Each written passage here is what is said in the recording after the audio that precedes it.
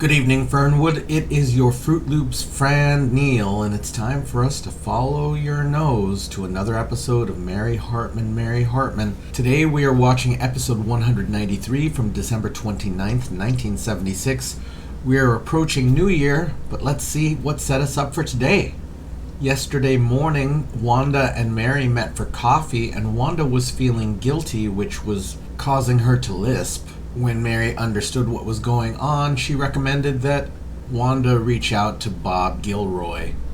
Of course, Bob reassures Wanda that she can say anything to him. Wanda explains the guilt she feels over having spent her wedding night in Annie's trailer.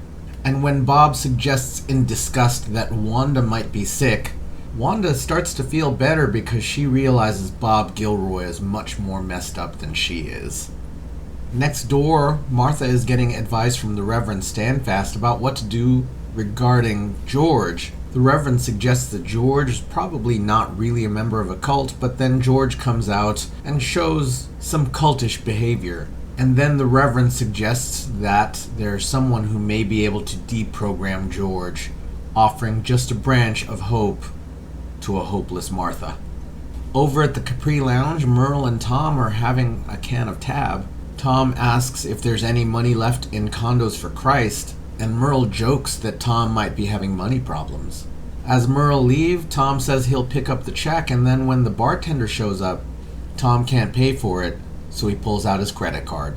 And then over at the Haggers, Loretta and Charlie are enjoying their reunion in the shower. They have quite a revealing time, and things get very steamy. Loretta sings a new song inspired by their reunion, and then the two of them sing Amazing Grace as things get even steamier. The Haggers enjoy a few moments of repose and then get a phone call from someone at a recording studio that Sue set up, and apparently a recording session has been set up for both of them, and then they have more fun.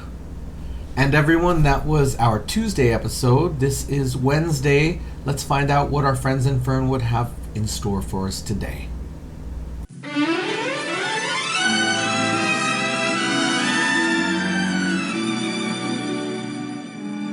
Mary Hartman! Mary Hartman! Yeah. Well, I'd like to talk to somebody about a loan. What? No, I'd prefer not to give my name if you don't mind. No, what? Do I own my own house? Yeah, sure. Well, I have a mortgage, yeah, but who doesn't? Yeah. Hey, wait a minute. Your ad on TV said that, I could call up and ask about a loan, and you wouldn't ask any personal information or anything like that. And all I really want to know is how much would payments be on a loan of, say, $5,000? Yeah, but I don't care about quarterly compounds and reference expenses. I just want to know how much a month I'm going to have to pay for a loan of $5,000. Good morning, Tom. Oh, hi, Mr. Donnelly. How's everything going? Oh, fine. Hey, way to go. How's the little woman? Oh, Mary, she's fine. That's great. You know what they say, behind every successful man, there's a good woman. Yeah. Only sometimes she's a little too far behind, huh?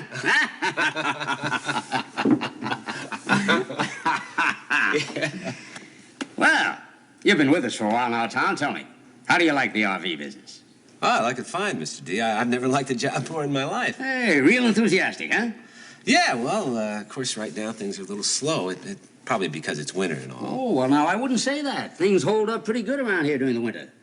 Oh, really? Well, sure. People buying RVs for winter vacations in Florida and places like that. Well, I guess I'll just have to keep pushing. Yeah, well, that's the thing, Tom.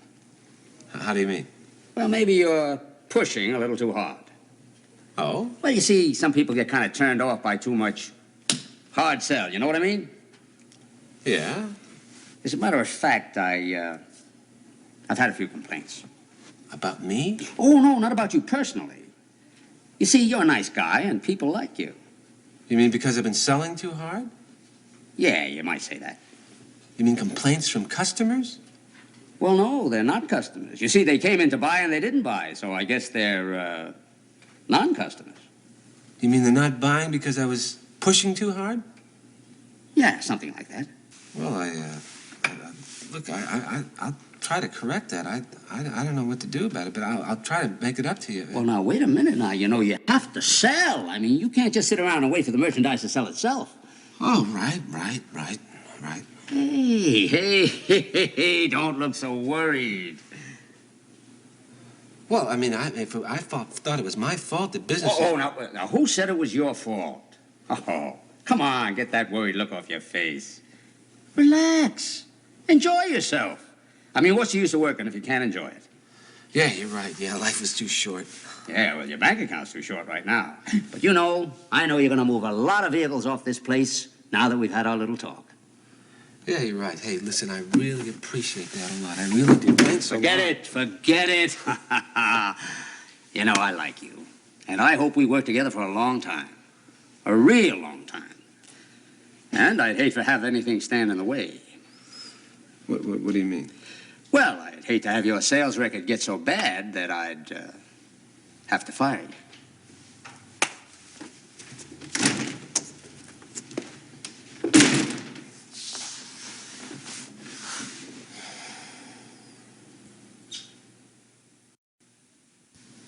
Kathy, you shouldn't be so depressed.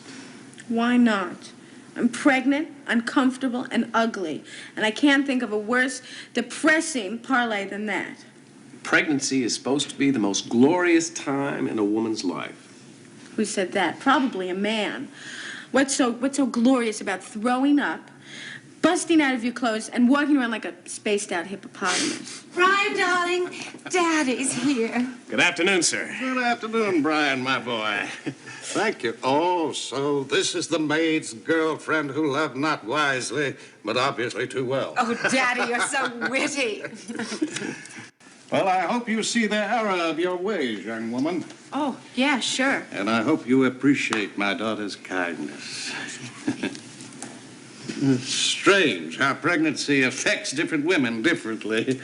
You look positively radiant, Christine. I'm just so overjoyed at being able to give you a grandson that I guess it reflects in the way I look. It does indeed. You're not afraid of giving birth by this Lamaze method? Oh, good gracious, no. Of course, it would be much simpler and much less trouble to have the baby in the usual way. But this is ever so much better for the baby, and Brian and I want to have a perfect grandson for you. Don't we, Brian? Oh, we do indeed, sir.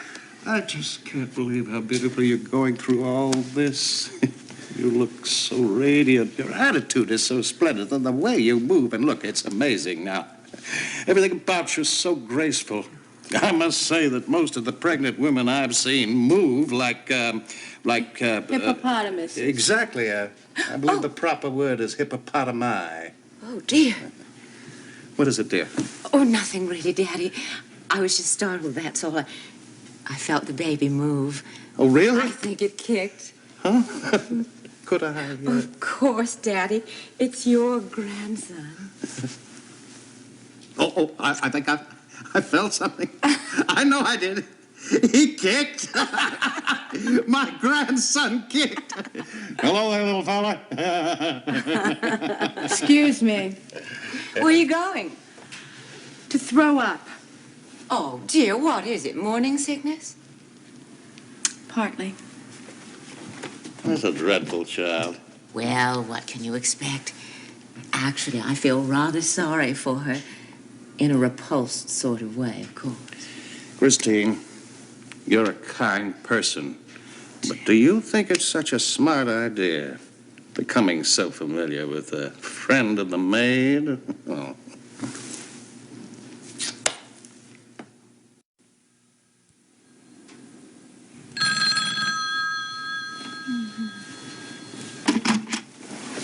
Hello?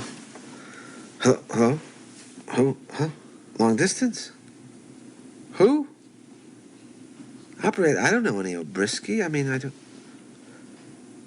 Oh, Olinsky? Oh, yeah, I'll take it. I'll accept it. Sure, yeah. Hello? May? May Olinsky? I can't believe it's you. It's swell to hear from you.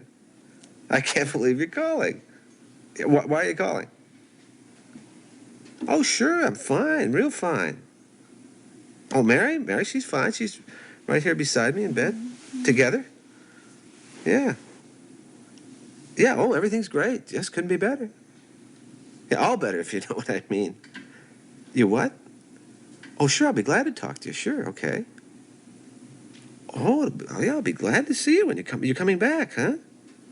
Well, good. Give us a call when you get back in town, okay? Yeah, sure, swell. Okay, May, thanks. Bye-bye.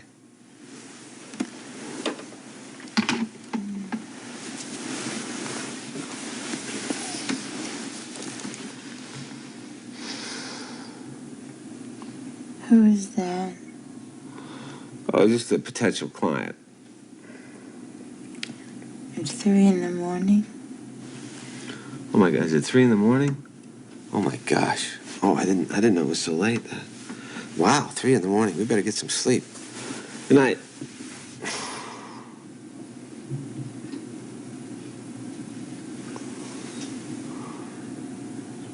Why would a client call you at 3 in the morning? He just couldn't make up his mind whether or not he could afford an RV.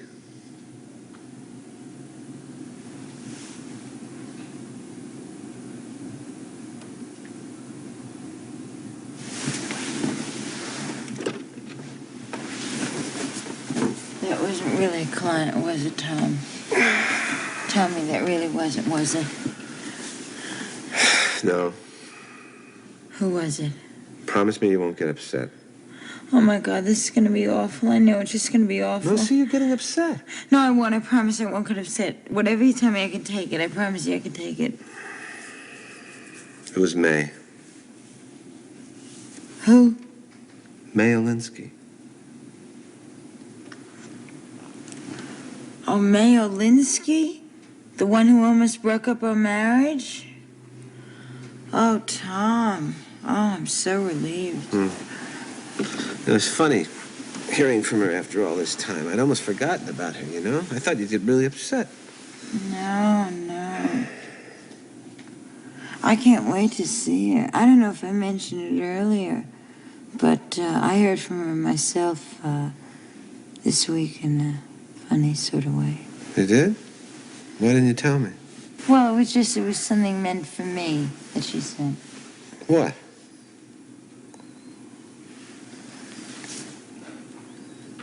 It was sexual.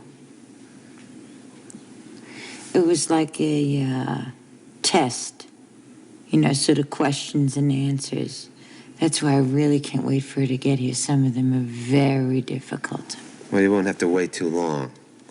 She's going to be in Fernwood next week, so you can see if you passed your test.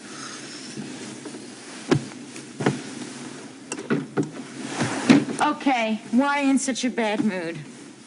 What's wrong? Is it the money thing?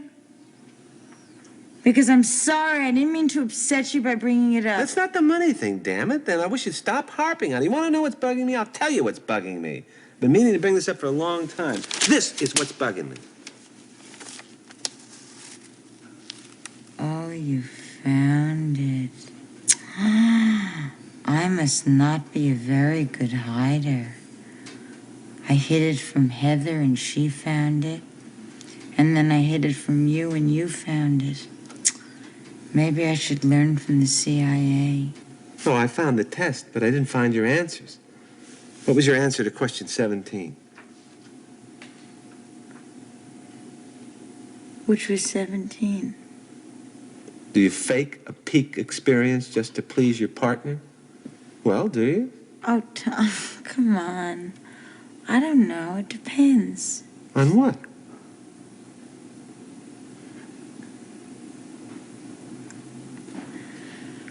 Tom, I'm just not sure if, I ever had one.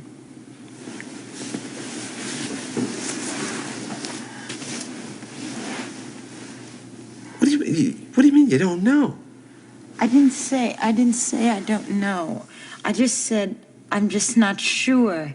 That's why I didn't answer that question. It's because I'm not sure. Okay, let me try to explain this another way, okay? I feel close. I feel very close. And I don't want you to misunderstand or anything. I mean, you make me feel great. It feels great. I just don't know if I've ever had, you know, the full, it. Mary, this is very serious. This is critical. Why? Why, really? What, is it critical for you or for me? Just tell me. Well, Mary, I mean, if you don't know if I please you. Well, what about me, Tom? I'm sorry, Tom. I'm sorry. I'm just confused. I'm really sorry. I'm confused. Tom, you do please me. I mean, you do please me. It's why I'm just not sure about it all. I mean, I had the same trouble. It's why I couldn't answer question 17. I couldn't answer that one either. That's all. 17 is after an encounter. That's what they call it, you know, that's what they call an encounter. Anyway, after an encounter, do you feel cheated and angry at not having achieved total pleasure when your partner, obviously... What kind of questions are these? That was question 34, not 17. What kind of questions are these? You know, Tom, this was a very confidential thing, and I was not supposed to discuss this with anyone of your species. I promised. You mean you discussing this with outsiders, Mary? How could you do that? No, but I haven't discussed it with anybody, Tom, just you.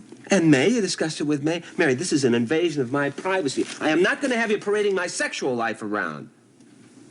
All right, so what was your answer? Nothing. I didn't know what to put, so I left it blank. You left it blank? Why? Because I just don't know if I have or I haven't, you know, yet. And the question just assumed that I hadn't. So what do you think? I mean, have I or haven't I had a good time? I mean, I know I've had a good time. I mean, but you know, I don't know. Have I ever had it? Mary, look, I don't know. I mean, if you don't know, how the hell am I supposed to know? Yes. If you have a great time.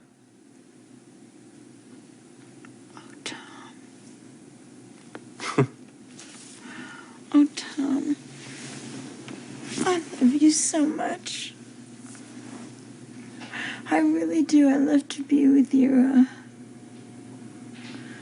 body so much. I love to be with you, and I love to hold you and everything. The other doesn't really matter, does it? Does it?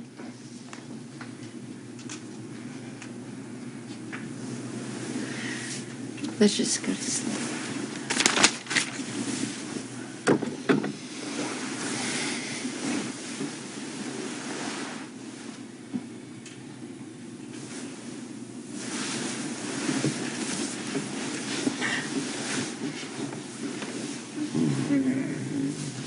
And Tom, I didn't say no. I just said I wasn't sure. Shut up, Mary. Just shut up.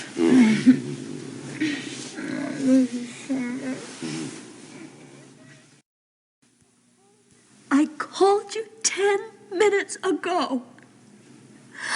I know you're very busy. Please hurry.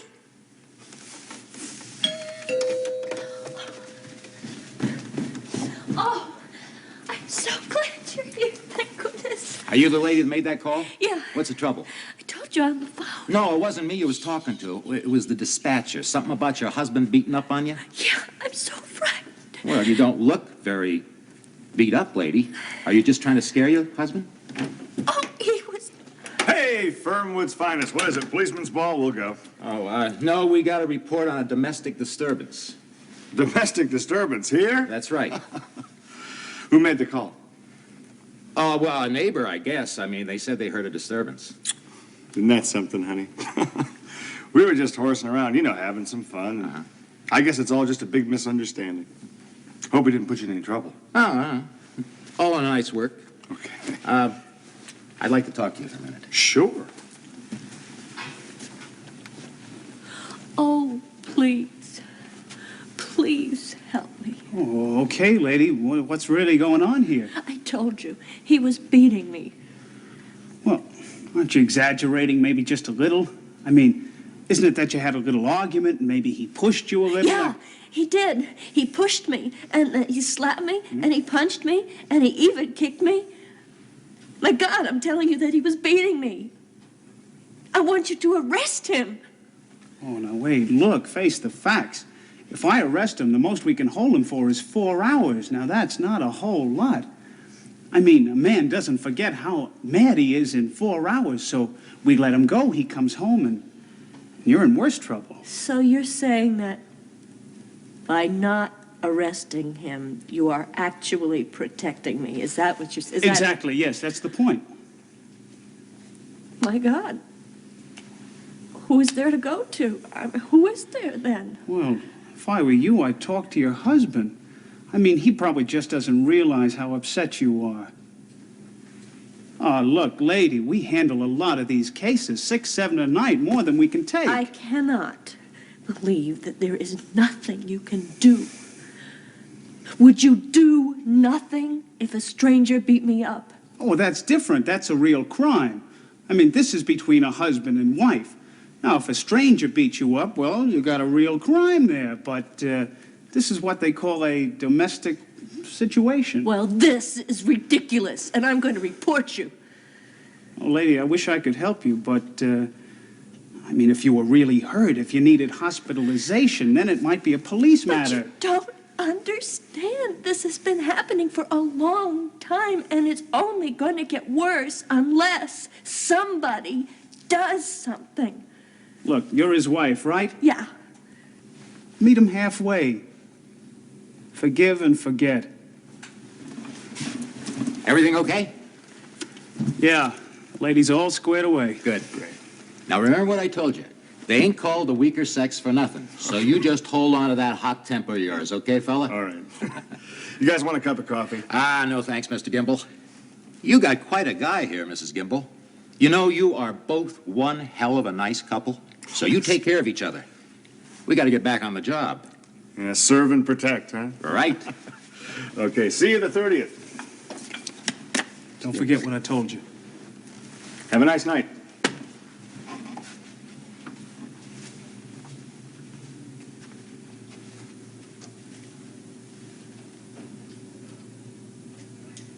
So, it was a neighbor that made the phone call, huh, kiddo?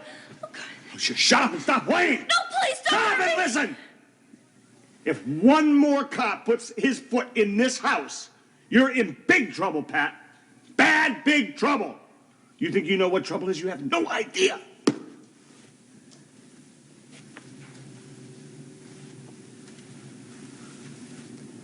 And I have no qualms whatsoever about killing you. Because I wouldn't give 2 cents for my own life. Not 2 cents.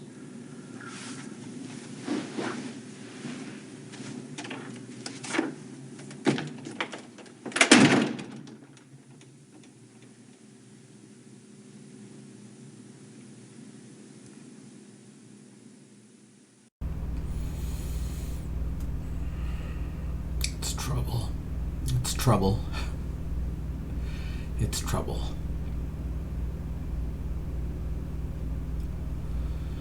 And Tom is desperate for a loan of $5,000 that looks like the mortgage is going to default.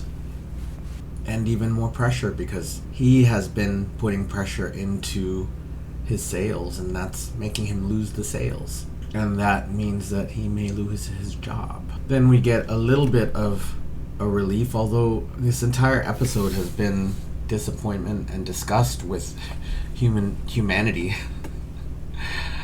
We get to meet the Adams patriarch, and Kathy is just not feeling this pregnancy. It's got her down. And Christine comes in with her fake pregnancy and somehow convinces the father that the baby is kicking. We'll just take that as it lay, because there's no way I would believe that the thing that Christine has stuffed in her belly could kick. Kathy feels disgust for what's going on, and that father is just as privileged and awful as I would expect him to be. Then we get a late night call from May Alinsky, who will be back next week. Mary wakes up. First she's concerned about the money, but apparently Tom has finally found that survey. And it leads to a tough question. And when I say it's tough, it's awkward between the two of them, and clearly they both have their emotions engaged.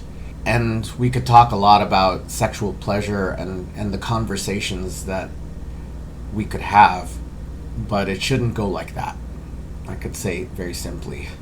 I think male sexuality for a long time was defined by,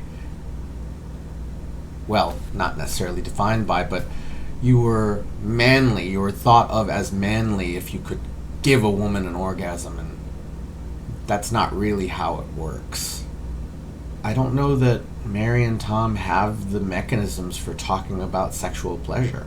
Or rather, I'm pretty sure they don't have those mechanisms. I'm pretty sure they don't have the vocabulary for asking Mary what feels good. Like, Mary doesn't even understand herself what feels good. Which is an issue that she doesn't know. I mean, just last week, it seemed like Mary had never even masturbated. And this puts me in mind of a movie that is one of my favorites that I will leave a card up right here for. It's called Short Bus, and it's a sexually explicit film. I think it has a lot to say about all kinds of things about sex, and I couldn't recommend it higher. It is definitely not for everyone, though. So if you have any qualms with sexual explicitness, then definitely don't watch beyond the trailer. The trailer has no sexual explicitness in it, but the movie itself is full of it. There's a developing conversation in the sex education field about how we talk to each other. Instead of saying, "Did you orgasm?" you could ask, "Hey, what was good? What were the moments that you liked? What would you like me to do again?" for instance. Not me, because, I'm a YouTube person, but, your partner. Tom's approach is to try to go in, and I wonder if that just means he's gonna try to bestow an orgasm on Mary. That's not really how it works. And I don't know what that's going to mean, because, tomorrow we'll find out, I figure. And then the most disgusting scene with Pat finally having called the police, but then the police come, and in this case they're no help. And I've only briefly talked to any police friends I have about domestic violence. Obviously, separating the couple is the first tactical thing, the first tactical element. Beyond that, I don't know how the laws might have changed since the 1970s, or how views on it might have changed since the 1970s. If what this officer says in this episode, that they can only hold the husband for 4 hours and that it was not viewed as a crime, I can't believe that. It's unfathomable to me that that would be how it was seen. I think there's more legal recourse that I've heard of in the decades since, getting restraining orders. And I don't know what the view was in the 1970s, but clearly they are pushing on this topic because it needed to be talked about. It still needs to be talked about, I figure. Although things are different, I can picture shelters. Those are things I've heard of. I don't know what would have existed for Pat at this point. Garth just leaves Pat saying that he has no problem killing her and that he doesn't care for his own life. The line was crossed a long time ago, and we just keep going farther and farther beyond it. So for this one, you gotta help me process this, because I don't know what to do. I mean, my own life is fine, but like I don't know what to think or what advice I could give, because I don't have any. So please share your thoughts and feelings, because they might help me figure out what that means, because this is beyond my understanding. So thank you for being here. Thank you for watching with me. I appreciate you very much sharing your feelings and thoughts in the comments. And we will see you tomorrow night in Fernwood.